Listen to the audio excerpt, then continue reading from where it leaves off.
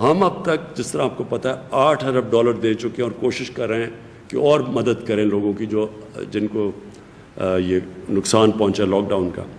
تو اس امیر ترین ملکوں نے بھی فیصلہ کر دیا کہ لاک ڈاؤن کھولنے کا، کیونکہ سب اس نتیجے پہ آ گئے ہیں کہ یہ وائرس تو جانے نہیں لگی، اور جب بھی ہم اگر لوگوں کو اب بند بھی کر دیں، جب آپ کھولیں گے تو کوئی گارنٹی نہیں ہے کہ پھر سے پھیل جائے گی، کیونکہ وائرس تو ادھر کی ادھر ہے.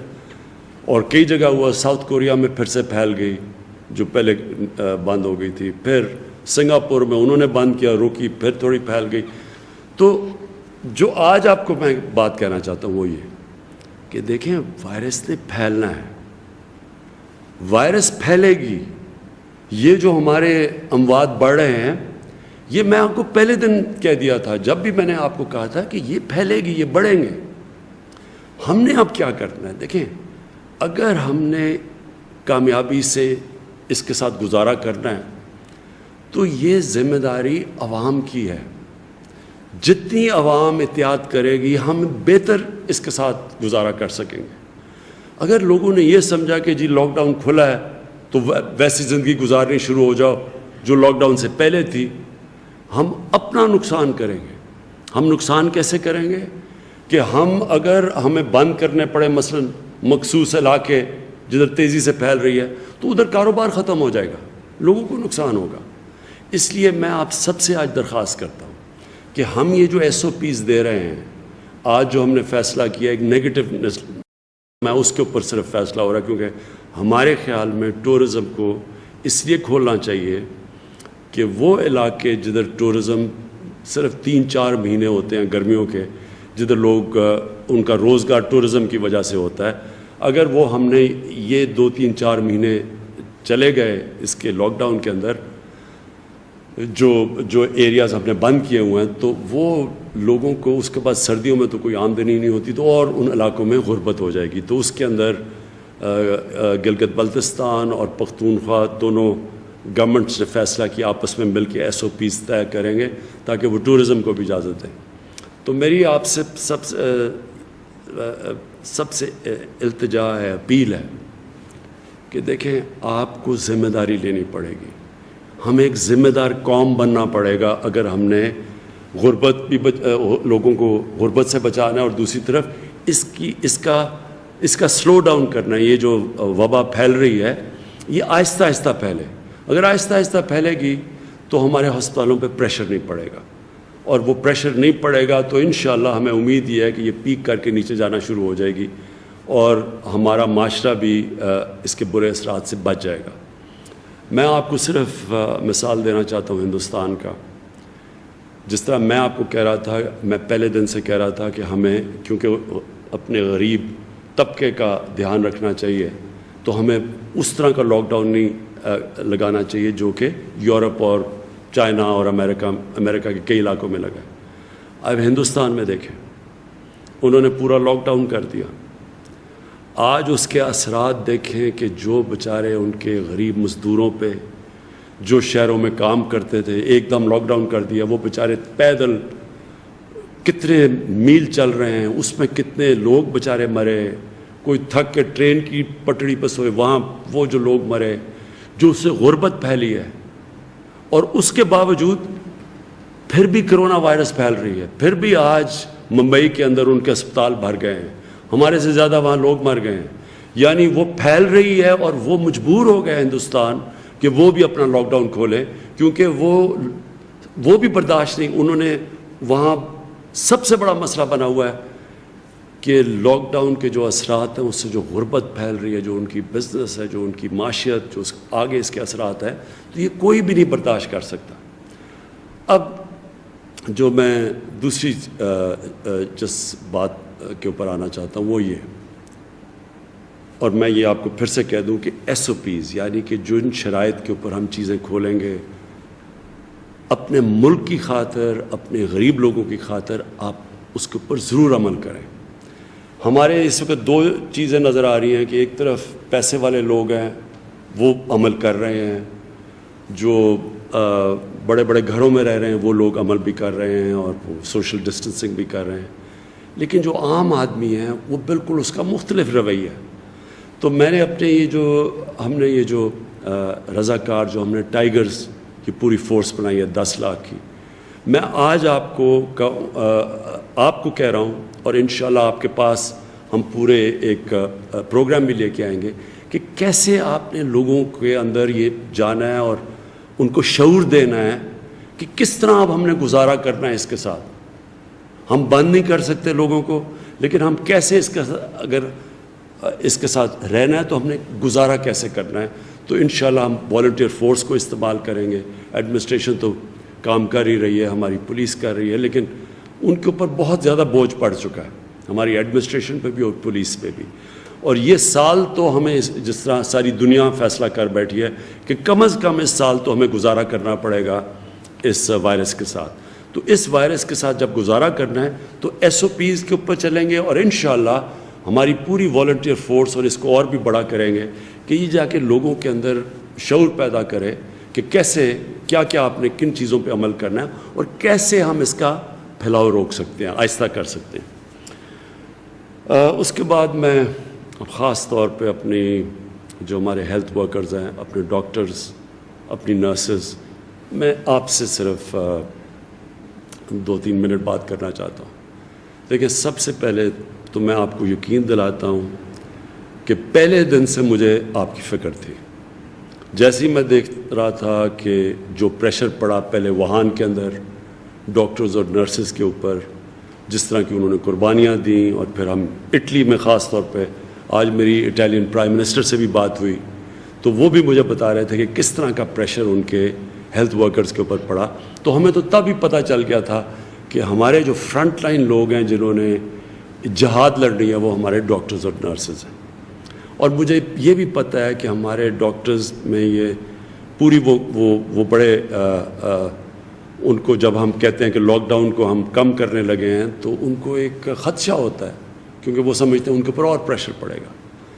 تو میں آپ کو پہلے تو یہ کہنا چاہتا ہوں، ہم سب کو احساس ہے۔ ہم آج بھی جو میٹنگ کی ہے، ہم نے جو NCC کی بھی میٹنگ، اور اس سے پہلے بھی ہم جو میٹنگز کرتے رہے ہیں، ہم ہمیشہ سوچتے ہیں کہ ہم اپنے ڈاکٹرز اور نرسز کی کیسے مدد کر سکتے ہیں۔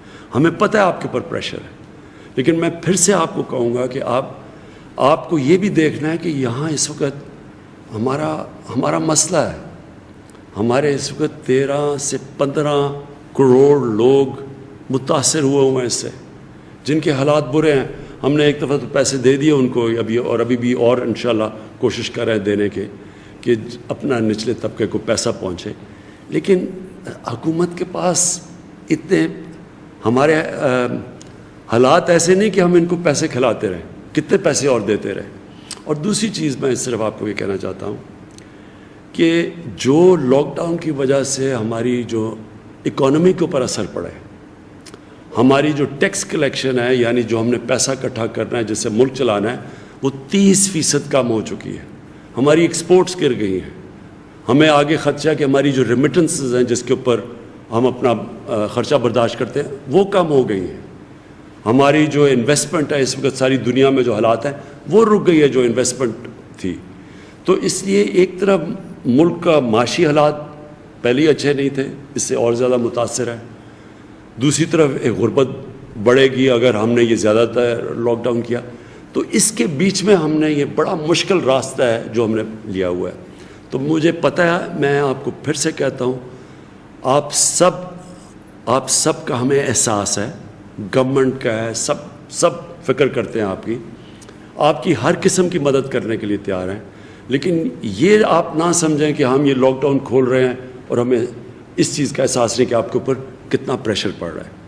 تو میں آپ سے انشاءاللہ میٹنگز بھی میں نے فیصلہ کیا ہے، ڈاکٹرز کی ایسوسیشن سے میٹنگ بھی کروں گا، کیسے مزید ہم آپ کی اور مدد کر سکتے ہیں۔ لیکن میں صرف آپ سے یہ چاہتا ہوں کہ آپ کو سمجھنا چاہیے ہم کن حالات کا سامنا کر رہے ہیں۔ اور پھر جو ہمارے اوورسیز پاکستانی ہیں، اس وقت جو مجھے سب سے زیادہ فکر ہے وہ ہے ہمارے مزدور جو پھنسے ہوئے ہیں، خاص طور پہ دبئی میں، سعودی عربیہ میں، یورپ میں بھی پھنسے ہوئے ہیں، ہمیں پتہ ہے اٹلی میں بھی ہیں جو یہاں محنت کش جاتے ہیں کام کرنے پہ۔ یہ وہ لوگ ہیں جن کی محنت کے اوپر ہمارا ملک چلتا ہے، ان کی ریمیٹنسز کے اوپر ہمارا ملک چلتا ہے۔ آپ کے لیے میں یہ کہنا چاہتا ہوں کہ ہر میٹنگ میں ہم سوچتے ہیں کہ آپ کو ہم کیسے واپس لے کے آئیں. راستے میں کیا رکاوٹ آئی ہوئی ہے؟ وہ رکاوٹ یہ ہے کہ جو شروع میں ہمارے پاس کیسز آئے وہ سب باہر سے کیسز آئے، بلکہ 80%، 90% باہر سے کیسز آئے. کیونکہ باہر سے کیسز آئے تو یہاں یہ ہو گیا کہ جو بھی باہر سے لوگ آئیں ان کو ہم چیک کر کے اسکرین کر کے تو آنے دیں. تو اب ظاہر ہے کہ اتنی ہمارے پاس فیسلٹیز ہی نہیں تھی کہ ہم کتنے لوگوں کو اسکرین کر سکتے تھے، تو اس لیے کم کر دیے لوگ، زیادہ تر لوگ باہر پھنس گئے.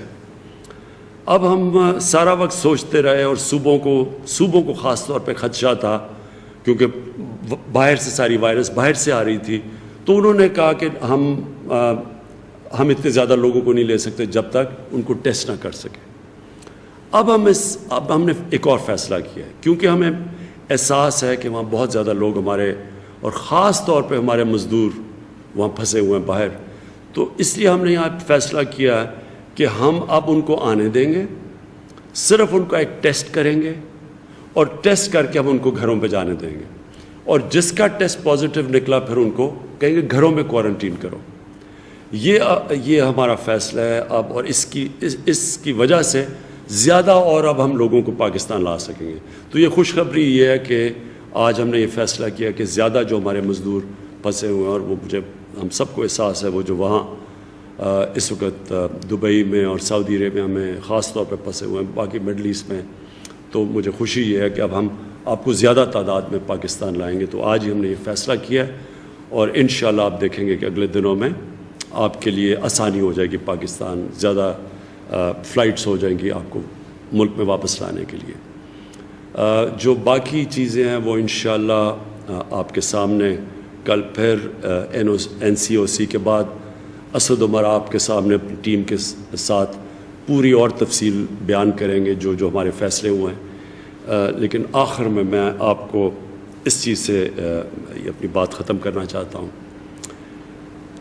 کہ اس وائرس نے بڑھنا ہے، اور لوگوں کو وائرس ہوگی، یہ پھیلے گی. مجھے افسوس سے کہنا پڑتا ہے کہ ہماری اموات بھی بڑھیں گی. آگے ہم کیسے اس کے ساتھ گزارا کریں گے، اس میں آپ سب کے اوپر یہ ذمہ داری ہے کہ جتنی آپ SOPs کے اوپر عمل کریں گے، جتنا آپ احتیاط کریں گے، اور یہ میں کہہ دوں جن لوگوں کو آپ نے کیوں خطرہ کن کو ہے، جن لوگوں کو ڈائبٹیز، بلڈ پریشر، اور جو بوڑھے ہیں، اس کو ہماری سب کی ذمہ داری ہے کہ ان لوگوں کی ہم حفاظت کریں. ہم ان کی حفاظت تب کریں گے اگر ہم SOPs کے اوپر چلیں گے. اگر ہم SOPs کے اوپر چلیں گے انشاءاللہ ہمارے ہسپتالوں پہ پریشر کم پڑے گا. ابھی بھی ہم کئی دفعہ سنتے ہیں کہ جی جگہ نہیں ہے ہاسپٹلز میں. ہم نے آپ کے سامنے وہ پورا ایک پروگرام لے کے آ رہے ہیں کہ ہر روز ہم پبلک کو بتائیں گے کہ ہر شہر میں کس ہسپتال میں کدھر وینٹیلیٹرز اویلیبل ہے، کس ہسپتال میں اب وینٹیلیٹرز کی اویلیبلٹی نہیں ہے، یعنی بھر چکے ہیں.